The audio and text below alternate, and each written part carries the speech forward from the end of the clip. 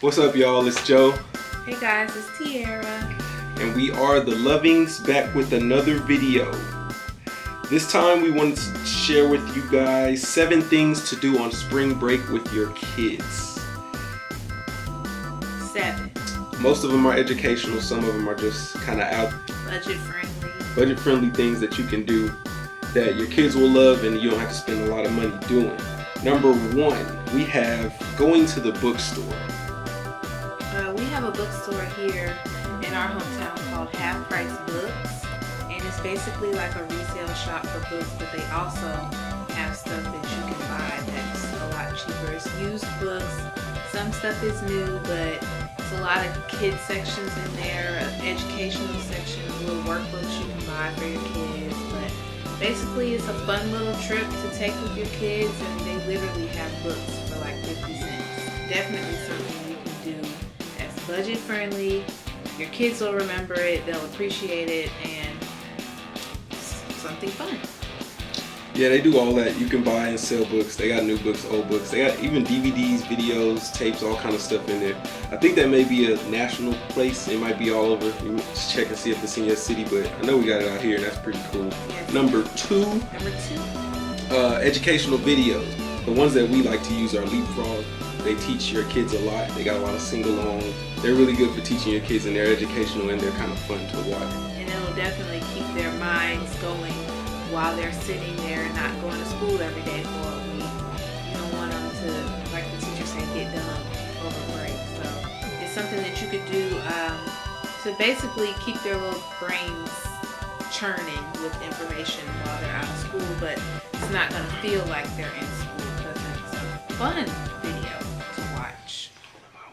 And you can get them at Target, Walmart, Best Buy, anywhere they sell DVDs. You'll find Leapfrog and maybe some other brands that you might like videos for your kids to watch. Number 3. We have cook with your kids and let them help. Yes.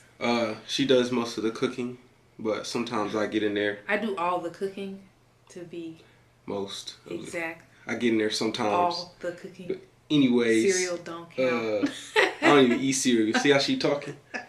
A lot. But anyway, yeah, cooking with your kids. I just did a video. We'll put the link down below so you can go check that out. It could be anything, something simple. Just let them help. They don't even have to do much. They can hold the pot. They can stir the noodles or whatever the hell. Let them measure something. Let them feel like anything. They're a part of it. Just let them in the kitchen for once and let them be in the way instead of always pushing them out the way, if you know what I mean. Number 4, you can go to the park. She got this thing called an alphabet game. She can explain that to you. Well, I mean, going to the park, it's a lot of things you could do at the park other than play on the toys. You guys can play games together, like hide and seek, or like he said, the alphabet game. It's basically something fun, like a recollection game for basically you're trying to get them to remember something that starts with each letter of the alphabet. And you can pick any kind of topic, like find an animal that starts with A, B, C, D, or find a plant or color, something that's a color, or whatever you want to do. But just get them outside for some fresh air, let them run around and play a game. Keep them occupied, and that'll also get them tired too, so you can bring them home and make them take a nap. So they can hit that nap. Yeah. But it's definitely something to get you guys out of the house so they're not cooped up in, using up the AC like, my old grandmother. Get them off that iPad. These days every kid got an iPad attached to their hip. Or a phone. It's kind of cool to go outside and just do something outdoorsy a little bit, which leads us into our next one, the indoor-outdoor scavenger hunt. You can either kind of make that to an I Spy type of game where like, oh, I see this, I spy this over here, blah, blah, or you can go hide stuff around the park and you and your kid go find it. You can find some stuff around the house to hide it and make a list and say, hey, here's your list. I want you to go find me these things, and if you find them in 5 minutes or if you find them in 10 minutes, I got a special treat for you, and take them for some ice cream or something. But it's fun. It's free if you want it to be. Like I said, find some stuff in the house. But it's also something that'll keep their little mind going as well, because they're out there trying to find stuff. You can even make it about science, or if you want it to be educational, or it could just be plain fun. Number 6, we have one of my favorites, go to the zoo. And that's just self-explanatory. You go to the zoo, you're going to see a whole bunch of animals. Nobody cannot have fun. You can't go and not have fun at the zoo unless you're just some kind of stiff little person. You don't like the zoo? It stinks. Anyways, y'all know Really the zoo bad. is fun. I go to the zoo. I like to see the lions. And I don't like birds. Tiger. The zoo is fun. She just a party pooper on that note. But everybody, I think most people watching this video gonna like the zoo. And then too, they have specials during spring breaks or any kind of break when kids are out of school. They either have deals for the prices to get in the zoo, or kids are free, or adults or kids are half price. They might have a special exhibit set up just because there's some time off from school, so a lot of people are going to be trying to find things to do. So maybe there's a zoo near you that's got some special spring break activities going on, or if not, it's still a fun place to go with dad, not me. Well, maybe some of you moms out there would go, but I don't like the zoo.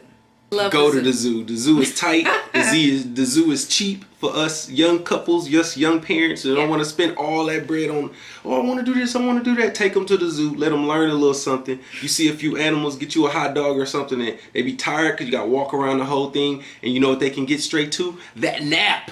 That home nap. And make them go to sleep. Nap. Take a That's nap. all that matters. Tire them out. Get them down to that nap. And last but not least, we have what's here, and I looked it up. A lot of these are around America. You got them in a bunch of different cities, so just check and see if it's in yours. But the Sky Zone Trampoline Park, they get to go. I don't jump around. It's like she don't do the zoo. I don't do the jumping on the trampolines, and my knees and all that are already bad. I know I'm a young parent, but you get kids, you start feeling old. You got old man knees. They got old man knees. But you go to the Sky Zone. It's fun though. I like how you watch. They got like little basketball goals and stuff you can jump on. They give you the socks, or you bring your own socks or something like that. And the entry fee is like per hour. So if you want your kids to go in there and jump for 30 minutes, you can pay for half an hour, or you can pay for an hour. There's Groupon deals for it.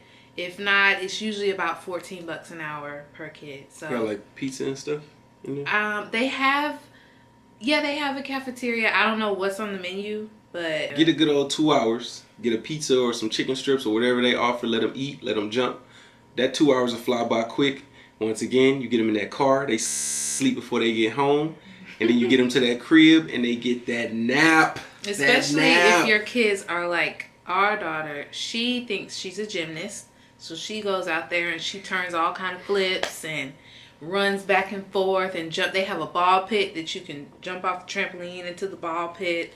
It's a bunch of fun little jumping activities that they can do that'll, for one, tire them out, and for two, make a memory for them. They'll be like, yeah, that was so much fun. Yeah. Lots of people have birthday parties there. It's really fun. I just have fun watching. Yeah. It's exciting to see a kids having fun, or any kids having fun for that matter. And another thing too, though, they have referees out there. So I know some of you guys might be worried about like, if you take your eyes off your kids. Yeah, they like to run into each other kids when they're having fun. They don't pay attention.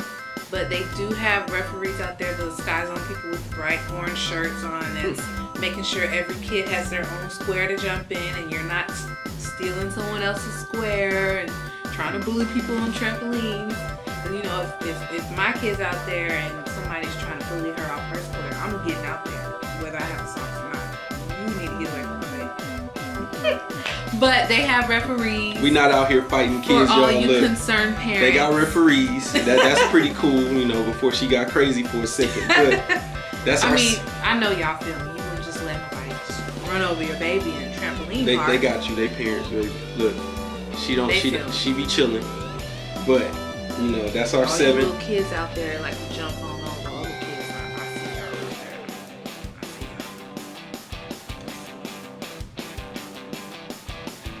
y'all. Okay. That's our 7 things that we have. That's just 7. There's thousands of things you can do for spring break, but that's just a list of one thing per day that you can do with your kid on your spring break. And of course, during all these things, be safe, have fun, and we'll see y'all next.